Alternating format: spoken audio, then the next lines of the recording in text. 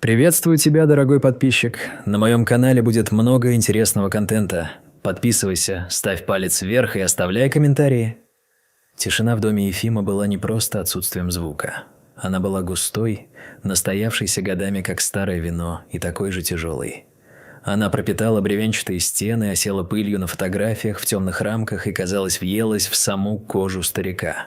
Дом его стоял на самом отшибе деревни, там, где заканчивалась укатанная дорога и начиналось бескрайнее продуваемое всеми ветрами поле. Жизнь Ефима давно подчинилась строгому, неизменному ритму, похожему на ход старых ходиков в прихожей: тик-так, рассвет-закат. Утро начиналось с кряхтения печи, которую нужно было растопить, день проходил в нехитрых хозяйственных хлопотах. Починить забор, расчистить снег, принести воды.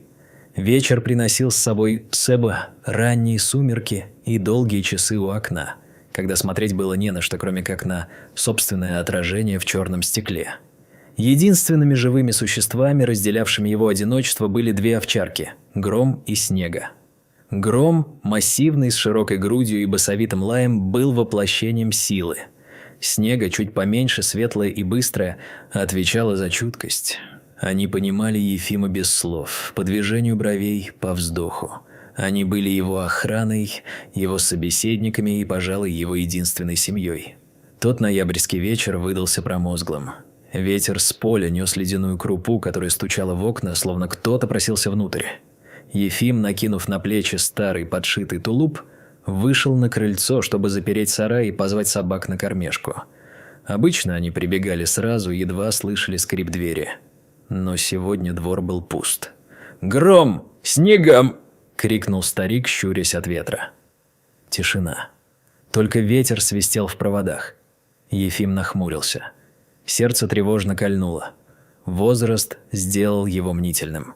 Он снял с гвоздя керосиновый фонарь, чиркнул спичкой и, ступая тяжелыми валенками по хрустящему насту, пошел за угол дома, к дровяному сараю. Он нашел их там, в густой тени под навесом. Собаки стояли странно, не бегали, не играли, а замерли плечом к плечу, словно живая стена. Их морды были опущены вниз, шерсть на загривках стояла дыбом, но рычания не было слышно. «Что у вас там?» – хрипло спросил Ефим, поднимая фонарь выше. Гром обернулся, коротко гавкнул, но с места не сдвинулся. Снега тихо заскулила, ткнувшись носом во что-то темное на земле. Ефим подошел ближе, раздвигая собак коленями. «А ну, пустите!» Свет фонаря выхватил из темноты маленький комок. Это был кот. Черный, с грязными белыми пятнами на боках, он лежал в неестественной позе, прижавшись к мерзлой земле. Он был настолько худым, что, казалось, под слипшейся шерстью нет ничего, кроме острых костей. При виде человека кот попытался зашипеть, но из горла вырвался лишь сиплый, булькающий звук.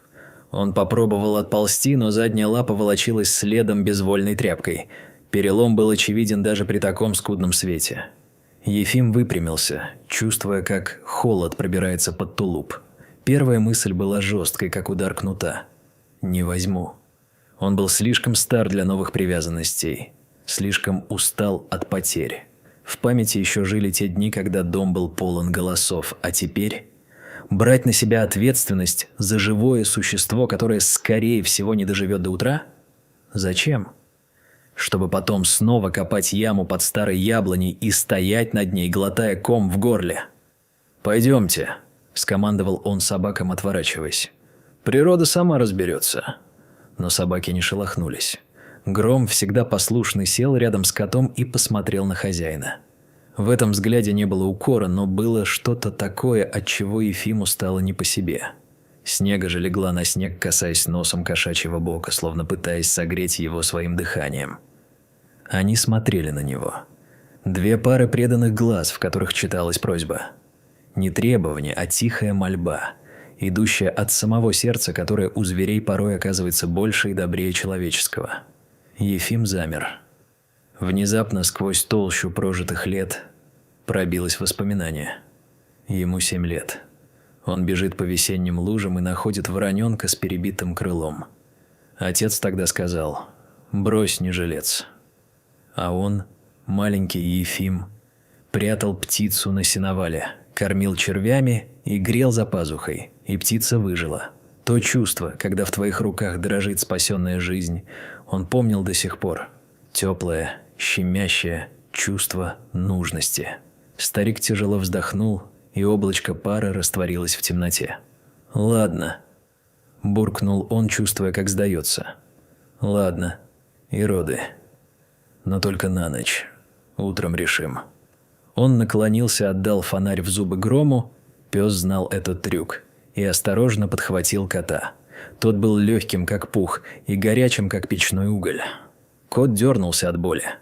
Впился слабыми когтями в рукав тулупа, но не укусил.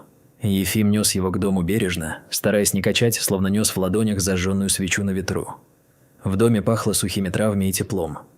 Ефим опустил ношу на старую овчинную подстилку у самой печи. Кот тут же затих, закрыв глаза. Его дыхание было прерывистым, со свистом. Старик снял тулуп, помыл руки и достал с полки очки. «Ну давай смотреть, бродяга», – проворчал он, опускаясь на колени. «Гром, Снега, не лезьте под руки». Собаки легли поодаль, положив морды на лапы и не сводя глаз с нового жильца. Ефим осмотрел лапу. Перелом был плохой, но, кажется, закрытый. Кот не сопротивлялся, лишь мелко дрожал. Денег на ветеринара в райцентре у Ефима не водилось. Да и везти туда полуживое животное по такой погоде было безумием. Пришлось вспоминать дедовские методы.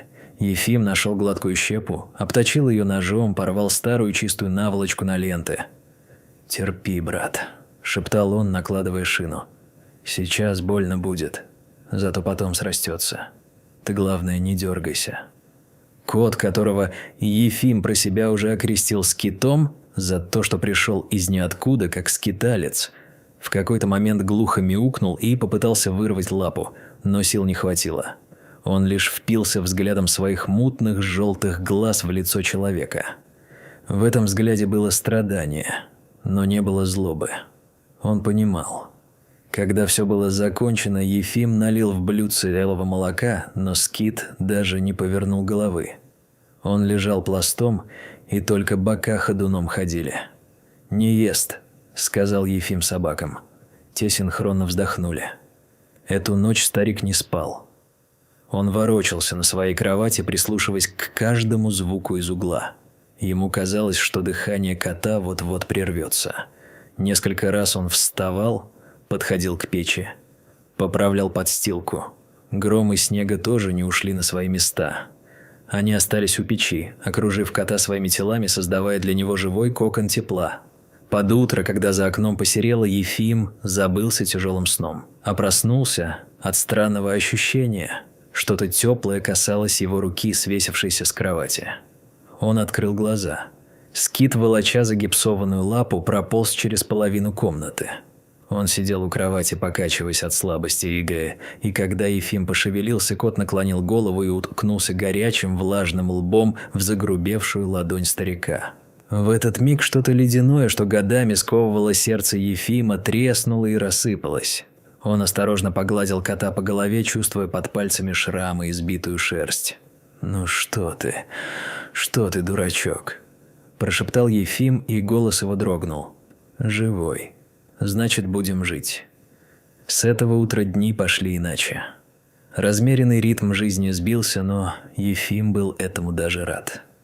Появились новые заботы, как накормить того, кто не хочет есть. Как дать лекарство, как уберечь от сквозняка. Через пару дней заглянула соседка Марфа Игнатьевна, женщина громкая, корпулентная и острая на язык. Она принесла Ефиму творог, но, увидев у печи перевязанного кота, всплеснула руками. «Ефим, ты совсем из ума выжил?» – загремела она. «Самим есть нечего, а ты доходяг собираешь». «Это шабуза. Он у тебя помрет через неделю, только заразу в дом принесешь». «Утопить надо было, чтоб не мучился». Гром глухо зарычал из угла, но Ефим жестом успокоил пса. Он посмотрел на Марфу спокойно, но твердо. «Абуза, говоришь?» Он взял Скита на руки. Кот прижался к нему, спрятав нос в шерстяной жилетке. «Может, и абуза. Только он живая душа, Марфа. А живыми душами не разбрасываются. Ты иди. Спасибо за творог». Марфа фыркнула, поджала губы и ушла, хлопнув дверью. Но Ефим знал, что поступил правильно. Вечером зашел другой сосед, Степан Сергеевич, бывший учитель. Он был полной противоположностью Марфе, тихий, интеллигентный старичок. Увидев скита, он долго молчал, протирая очки, а потом улыбнулся грустно и светло. «Благое дело, Ефим Петрович», – сказал он. «У меня ведь тоже кот был, Барсик. 12 лет прожили. Как жена померла, только он меня и держал на этом свете. Разговаривал я с ним. Ты не думай, что это блажь, это спасение». На следующий день Степан принес баночку деревенской сметаны. Это ему. Жирненько сил придаст. Скит медленно шел на поправку. Он начал немного есть, взгляд стал яснее. Он уже пытался умываться, смешно балансируя на 3 лапах. Ефим радовался каждому его движению. Он разговаривал с котом, рассказывал ему новости, жаловался на погоду. И дом, раньше молчаливый, наполнился звуками. Не только тиканьем часов, но и бормотанием человека, цоканьем когтей, тихим мурлыканьем. Но беда пришла, когда ее уже не ждали. Через 2 недели Скиту стало хуже. Внезапно, за одну ночь. Рана на лапе воспалилась, поднялась температура. Кот лежал пластом, часто и поверхностно дышал, открыв рот. Его нос стал сухим и горячим, как камень на солнцепеке. От еды он отказывался наотрез, даже от воды отворачивался. Ефим запаниковал. Тот страх, который он испытал в первую ночь, вернулся стократно. Он понял, что успел привязаться к этому маленькому существу так сильно, как не привязывался ни к кому уже много лет. «Не уходи, слышишь?» – шептал он, смачивая губы кота водой с ложечки. «Не смей, Скит. Мы же договорились». 2 дня и 2 ночи Ефим не отходил от кота. Он забыл про хозяйство, забыл про еду. Собаки, чувствуя беду, вели себя тише воды. Они по очереди дежурили у подстилки, вылизывали коту уши, словно пытаясь передать ему свою жизненную силу. Ефим делал примочки из трав, которые собирал еще летом. Он менял повязки, баюкал кота на руках, когда того начинало трясти от озноба. И впервые за долгие годы Ефим молился. Не заученными фразами из книг, а своими словами. Неумело, но искренне, глядя на темные иконы в красном углу. «Господи, оставь его. Он же никому зла не сделал. Мне оставь. Пожалей старика». На 3-й день, когда Ефим сидел у печи, опустив голову на руки от бессилия, дверь скрипнула. На пороге стояла Марфа Игнатьевна. В руках у нее был укутанный в полотенце горшок. «Ну чего сидишь, сыч?» Буркнула она, но в голосе не было привычной ворчливости. «Слышала я от Степана, плох твой найденыш». Она прошла к столу, поставила горшок. «Это бульон куриный крепкий. Я туда трав добавила, бабка моя так скотину лечила, да и людей тоже. А Степан вот...» Она достала из кармана пузырек. «Антибиотик какой-то передал, у фельдшера выпросил. Сказал, по чуть-чуть давать». Ефим посмотрел на нее, и у него защипало в глазах. «Спасибо, Марфа». Только и смог выдавить он. «Да ладно уж». Она махнула рукой, пряча смущение. «Лечи давай». Они вдвоем, Ефим и Марфа, вливали лекарства и бульон в рот ослабевшему коту. Скит глотал с трудом, захлебываясь, но глотал. Кризис миновал под утро. Ефим задремал прямо на полу, прислонившись спиной к теплой печке. Его разбудил звук. Тихий, ритмичный, шершавый звук. Он открыл глаза. Скит, приподняв голову, пил из блюдца воду. Сам. Ефим замер, боясь спугнуть видение. Кот напился, облизнулся розовым языком и посмотрел на старика. Глаза его были еще усталыми, но муть ушла, в них снова светилась жизнь. «Ну здравствуй!» – выдохнул Ефим, и по его морщинистой щеке скатилась слеза, запутавшись в седой щетине. Дом будто выдохнул вместе с ним. Напряжение, висевшее в воздухе последние дни, рассеялось. Гром подошел и лизнул Ефима в нос, а Снега радостно застучала хвостом по полу. Кот выжил. Восстановление заняло еще месяц, но теперь Ефим знал. Самое страшное позади. Скит окреп, шерсть его заблестела, белые пятна стали белоснежными, а черный цвет глубким всякая ночь. Он немного прихрамывал, но это не мешало ему стать полноправным хозяином дома. Скит оказался котом с характером. Он выбрал себе место на подоконнике, откуда наблюдал за двором, как генерал за полем боя. С собаками у него сложилась трогательная дружба. Он спал, свернувшись клубком между лап Грома, а Снегги позволял себя вылизывать, жмурясь от удовольствия. Соседи теперь были частыми гостями. Марфа Игнатьевна, заходя первым делом, спрашивала: «Где там наш герой?» и доставала из кармана фартука кусочек колбасы или рыбки. Степан Сергеевич приносил газеты и подолгу сидел с Ефимом за чаем, пока Скит мурлыкал у него на коленях. Зима вступила в свои права, завалив деревню сугробами по самые окна, но в доме Ефима больше не было холодно. Однажды утром, когда мороз разрисовал стекла причудливыми узорами, а солнце залило комнату ослепительным светом, Ефим проснулся от звука, который теперь был для него лучшей музыкой на свете. У него на груди сидел Скит и громко, упоенно мурлыкал, перебирая лапами. Рядом на коврике посапывали собаки. Ефим лежал, слушал этот уютный рокот и думал о том, как странно устроена жизнь. Он спас маленького искалеченного кота, думая, что делает одолжение. А на самом деле это кот спас его. Одиночество, то самое, густое и беспросветное, ушло. Его вытеснили заботы, теплое дыхание зверей, разговоры с соседями, чувство ответственности. Его дом снова жил. В печи трещали дрова, пахло хлебом, и три сердца бились рядом с его собственным. Ефим улыбнулся потолку. Счастье оказалось простым. До смешного простым. Оно не требовало богатства или великих свершений. Счастье – это быть нужным. Это иметь кого-то, о ком можно заботиться. Это любить и точно знать, что твоя любовь кому-то спасла жизнь.